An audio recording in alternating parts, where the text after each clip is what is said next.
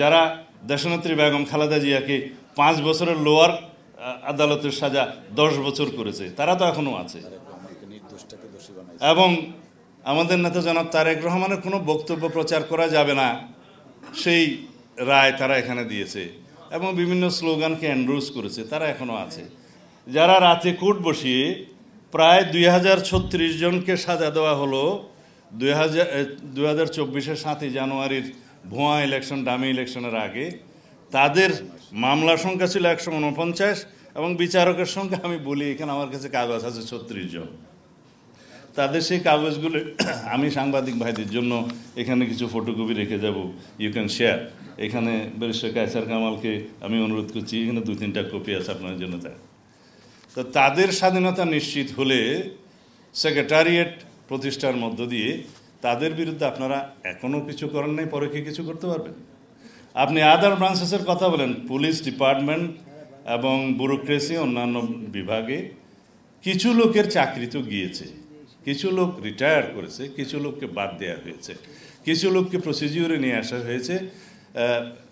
এখন তাদেরকে আমার মনে হয় they must be brought to the justice. যারা শুধুমাত্র রিটায়ার হয়ে মওকুফ পাবেন তা হবে না।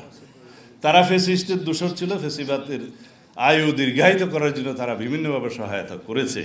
তো তারা যদি শুধুমাত্র রিটায়ার্ড হয়ে যায়, শোক সভা হিসেবে তালি না দিলে ভালো, রিটায়ার্ড হয়ে যায় এবং তারা যদি নিরাপদে তাদের অর্জিত দুর্নীতিতে প্রাপ্ত সম্পত্তি এনজয় করতে থাকে, তাহলে এটাও কিন্তু জাস্টিস এনশিওর করা হলো না। আমি কারো নাম নিলে হয়তো আবার কন্টেম্পট অফ কোর্ট করতে পারে, করলে করুক, আমাদের তো আর হাজার কোনো কমতি নেই। আমি আপনাদেরকে আরেকটা তালিকা বলতে পারি, যেখানে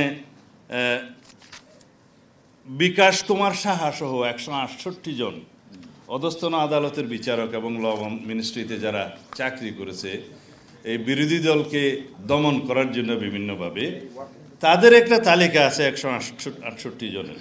সেই তালিকাটা আমার কাছে আছে, আমি আপনাদের দিতে চাই না, আপনারা কষ্ট করে জোগাড় করবেন, কারণ এখানে অনেক কিছু লেখা আছে। আর হাইকোর্ট ডিভিশনের কথা যদি বলি, তাহলে যে তালিকাটা আমাদের কাছে আছে তাতে 30 জনের মতো ফ্যাসিস্টদের দোসর এখনও বসে আছে, যারা অনেকেই ছাত্রলীগের প্রেসিডেন্ট সেক্রেটারি ছিল এবং যারা প্রত্যক্ষভাবে জাজমেন্টের মধ্য দিয়ে হাইকোর্টে এই ফ্যাসিস্ট আওয়ামী সরকারের কর্মসূচি বাস্তবায়ন করেছে, যারা দেশনেত্রী বেগম খালেদা জিয়াকে 5 বছরের লোয়ার আদালতের সাজা 10 বছর করেছে, তারা তো এখনো আছে। এবং আমাদের নেতা জনাব তারেক রহমানের কোনো বক্তব্য প্রচার করা যাবে না সেই রায় তারা এখানে দিয়েছে, এবং বিভিন্ন স্লোগানকে এন্ডোর্স করেছে, তারা এখনো আছে। আমি নাম বলবো না, আপনারা সবাই সবাইকে চেনেন, কিন্তু তাদের কাছেই নাকি আমি শুনেছি এখন রিট বেঞ্চ দেওয়া হয়েছে, বিভিন্নভাবে তারা ওখান থেকে কি ভার্ডিক্ট দিচ্ছেন।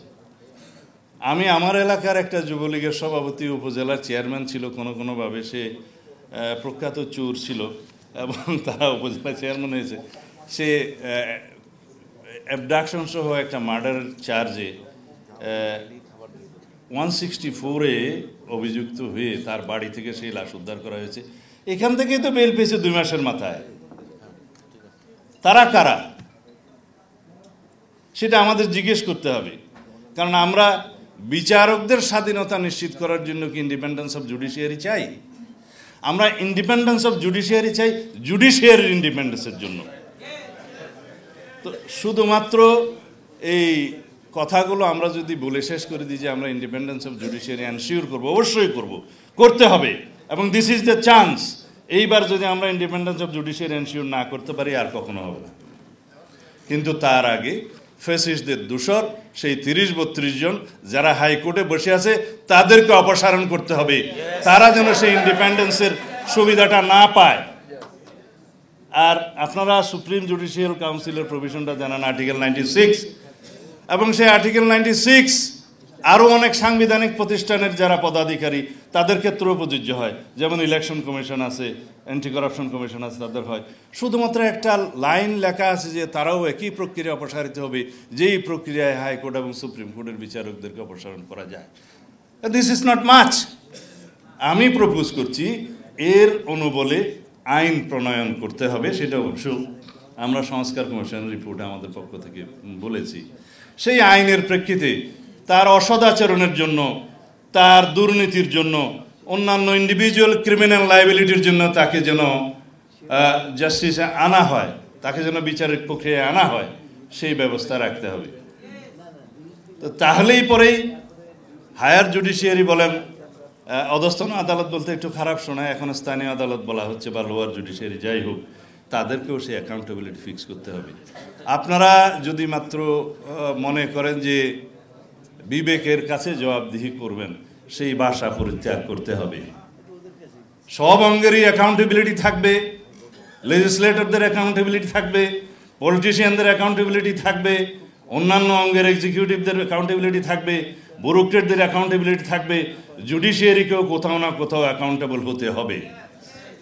কারণ শুধুমাত্র জুডিশিয়ারি যেভাবে পাওয়ার এক্সারসাইজ করছে, আমি এখানে প্রিডিকশন করতে চাই না একসময় সেই পাওয়ার এক্সারসাইজ বিগত সময়ে যেভাবে হয়েছে, তারা যদি এভাবে মওকুফ পেয়ে যায়, আগামী সময়ে যে অভ্যুত্থানটা হবে সেটা জুডিশিয়ারির বিরুদ্ধে হবে।